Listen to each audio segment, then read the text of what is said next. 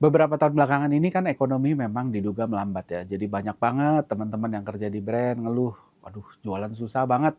Bahkan dekat rumah saya ada tukang mendoan, saya suka beli. Kalau ngobrol sama dia, "Mas gimana Mas jualan Mas?" "Ya sama lah Mas, kan semua pada sepi," gitu kan.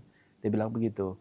Biasanya jam 7 udah pulang, ini jam 9 belum pulang dan masih belum habis gitu ya. Jadi dengan volume penjualan dan revenue yang terus turun, semua perusahaan itu kan tentunya harus putar otak nih, gimana caranya supaya kita bisa mempertahankan profitability, supaya kita bisa nahan, mudah-mudahan nanti ekonominya membaik, terus habis itu kita bisa bangkit.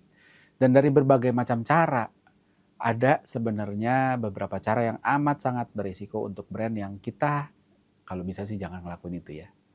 Apa aja kita bahas sekarang. Halo, selamat datang di Marketing, saya Ignatius Untung.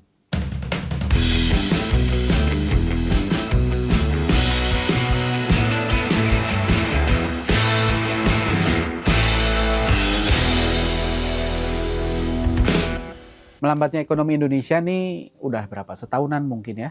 Ini sepertinya nggak bisa dibantah lagi. Berbagai brand mengeluhkan sepinya pembeli. Kemarin juga Pak Menkeu, Pak Purbaya juga udah berkali-kali ngomong, iya ini makanya orang turun ke jalan karena mereka ekonomi sulit dan sebagainya. Dan banyak perusahaan juga udah mulai melakukan berbagai macam strategi efisiensi. Marketing itu seringkali jadi target utama. Kenapa? Karena budget marketing itu biasanya melimpah. Jadi ini duluan deh yang dipotong marketing gitu ya. Mulai dari pemotongan budget marketing, pengurangan karyawan bahkan, hingga berbagai modifikasi dari produk dan berbagai macam marketing mix. Sayangnya nggak semua strategi ini bebas risiko. Bahkan sebaliknya, ada beberapa strategi yang baiknya dihindari untuk dilakukan karena dampaknya tuh bisa panjang banget. Nah, padahal melambatnya ekonomi itu bukan masalah permanen kan. Ini temporary lah. Jadi baiknya solusinya yang diterapin juga bukan solusi yang mengorbankan bisnis dalam jangka panjang. Nah, apa aja yang pantang banget dilakukan oleh brand? Yang pertama adalah nurunin kualitas atau kuantitas gitu ya. Ini sering dilakukan oleh brand-brand yang udah panik menghadapi situasi yang susah. Ketika revenue nggak cukup untuk menanggung fixed cost perusahaan, yaitu manpower, sewa kantor, dan lain sebagainya. Repotnya kalau ternyata berbagai fixed cost udah dikurangin, pegawai sebagian sudah di layoff. Sewa kantor udah deh kita kecilin kantor gitu ya, dan lain sebagainya. Tapi kalau masih nggak cukup, seringkali yang kena kan habis itu variable cost, yaitu cost untuk menghasilkan barang yang habis itu dijual gitu ya. Entah dengan cara ngurangin quantity atau lebih parah lagi nurunin kualitas. Ini hal yang paling haram untuk dilakukan. Kenapa? Kita perlu ngerti consumer psychology dan hubungannya dengan branding. Brand by definition adalah apa yang orang ingat tentang brand kita. Ini termasuk kualitas produk, kuantitasnya juga. Misalnya jualan kopi, maka brand kopi ini dibentuk satu paket beserta segala hal tentang kopi ini. Kualitas rasanya, volume per pembeliannya. Jadi misalnya kalau dulu kopi harga 50.000 dapat kopi yang wah kopinya kuat nih, kencang nih gitu ya, dengan volume 300 ml, ketika masa sulit lalu biasanya diturunin. Kekuatan kopinya diturunin gitu, 50% atau 60% atau berapapun itu, dan supaya penurunan rasa kopinya nggak begitu kerasa, maka volumenya pun diturunin jadi 220 mili dari 300 mili misalnya. Maka brand perception-nya pun berubah. Nah, inilah momen di mana orang suka bilang, sekarang udah nggak seenak dulu lagi. Dan ini fatal, karena bangun brand itu perlu waktu. Begitu udah terbentuk dan kemudian diturunin, maka orang sering merasa kayak ditipu. Bayarnya sama, kualitas dan kuantitasnya kok turun. Apa yang bisa dilakuin? Yang pertama paling aman adalah keluarin sub-brand dengan positioning kualitas dan kuantitas yang di bawahnya. Tapi brand aslinya dipertahankan, jadi orang tetap punya pilihan. Stay sama original brand yang harganya bisa kita naikin untuk bisa jaga kualitas yang sama, karena ya kan lebih susah dong gitu. Sekarang cost-nya lebih tinggi dan sebagainya. Atau pilih sub-brand yang lebih ekonomis, yang lebih murah. Walaupun dengan kualitas dan kuantitas kompromi lah yang ada di bawahnya. Ini pernah dilakukan oleh Philip Morris di masa krisis 98. Waktu itu harga rokok mendadak melambung. Ketimbang nurunin kualitas Marlboro, mereka ngeluarin brand baru namanya Long Beach. Harganya lebih murah, walaupun rasanya ada di bawahnya. Dengan cara ini, konsumen nggak ngerasa dibohongin. Kalaupun mereka memilih beralih ke brand lain, setidaknya nih, mereka nggak ngerasa ditipu. Ingat, brand is all about trust gitu ya. Yang kedua, yang haram juga adalah menggelembungkan harga. Nah, ini strategi yang sering dilakukan di retail. Intinya ini adalah praktek di mana barang yang sama harganya dinaikin dulu, baru kemudian didiskon supaya kelihatannya ada diskon. Misalnya barang aslinya 100.000, harganya dinaikin jadi 200.000, tapi didiskon 50%. Jadi balik lagi ke 100.000.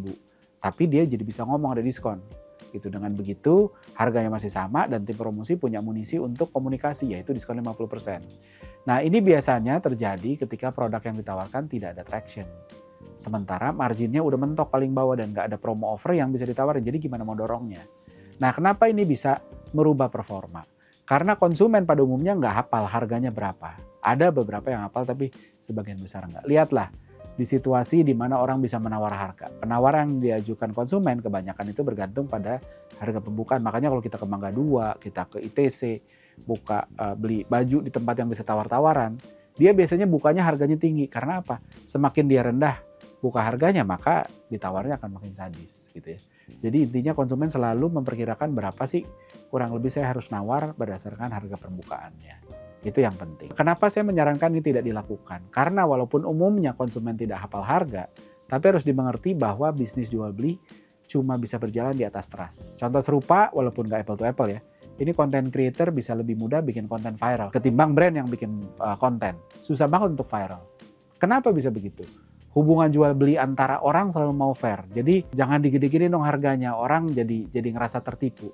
Kan begitu ya. Tapi kalau jualan sama teman, kita nggak ngerasa tertipu. Jadi sama juga orang-orang content creator karena dia tidak punya misi misi komersial yang gimana-gimana banget, bahkan walaupun dia jualan, itu membuat orang lebih lebih terbuka sama mereka ketimbang ketika itu dilakukan sama brand. Contoh nyatanya apa? Kita sering beli barang dengan harga tertentu dengan baik-baik aja, nggak merasa dicurangi.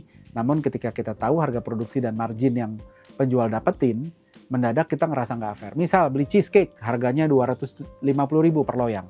Awalnya kita ngerasa wah ini harga yang pantas 250 dapat satu loyang walaupun kecil ya 20 cm misalnya. Wah ini mah oke banget gitu ya.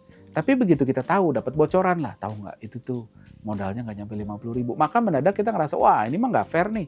Wah nih dia ngambil untung kebanyakan dan lain sebagainya. Padahal ketika kita nggak tahu harga modalnya berapa, kita ngerasa baik-baik aja kan gitu ya. Gitu. Dan ketika orang merasa dieksploitasi untuk keuntungan sepihak, maka trust pun runtuh. Dan karena kita nggak tahu kapan kita dicurangi dan kapan kita nggak dicurangi, maka kita akhirnya milih untuk udah deh jangan berhubungan sama dia deh, daripada ntar kita jangan-jangan kita dibohongin, jangan-jangan dan lain sebagainya. Jadi mendingan nggak usah beli daripada kepikiran terus. Itu yang bahayanya. Nah, apa yang baiknya dilakukan? Idealnya bisnis harus selalu bisa ngitung dengan baik, termasuknya menyisakan ruang untuk kita bisa kasih diskon, sehingga brand selalu punya kesempatan untuk memberikan promo. Saya nggak bilang harus diskon ya, tapi ketika ngitung cost-nya itu harus udah dimasukin nih loh, room untuk diskon. Bahwa itu nanti mau dipakai atau enggak itu belakangan, yang penting ada dulu. Ketika itu nggak ada, maka udah selesai lah. Akhirnya kita dipaksa untuk ngegelembungin dulu terus baru diskon.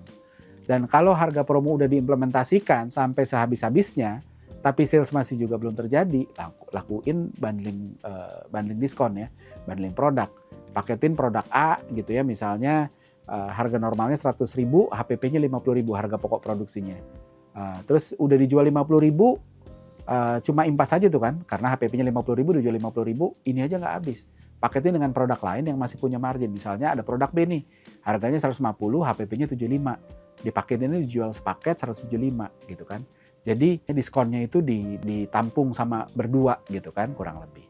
Nah itu tadi, jadi dengan begitu masih punya margin dua-duanya, tapi terus habis itu kita bisa ngedorong. Kalau cara pun ini sudah dilakukan, barang masih belum bergerak, saran saya adalah waktunya untuk cut loss. Ingat, harga tidak berdiri sendiri, tapi ada kaitannya dengan kualitas produk atau brand. Kalau harganya udah mentok bawah, jual impas aja gitu ya, masih belum laku, artinya kualitasnya nggak begitu relevan untuk konsumen. Lebih baik cut loss, rugi sedikit untuk tetap jaga kepercayaan konsumen. Nanti kita bikin lagi sesuatu yang lebih bisa make money, kurang lebih gitu.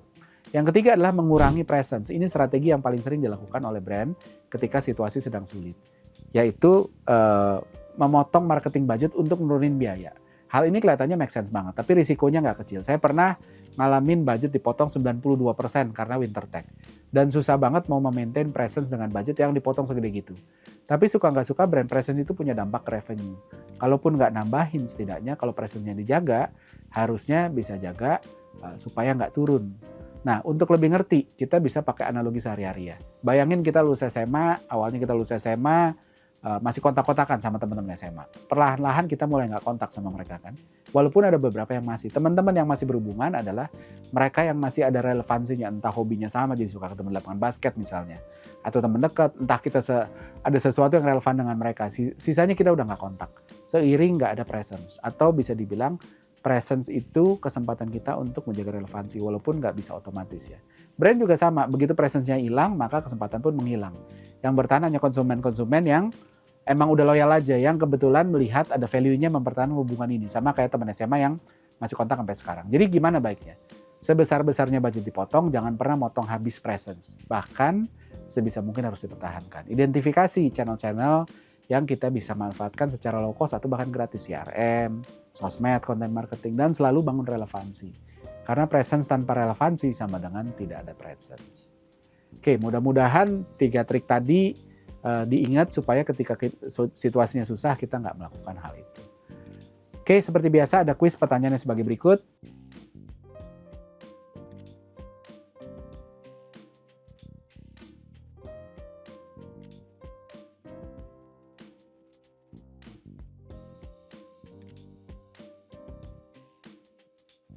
Dan pemenang dari episode ini bisa disaksikan di episode selanjutnya. Maka dari itu selalu saksikan Marketing di Marketis TV. Saya Ignatius Untung pamit undur diri.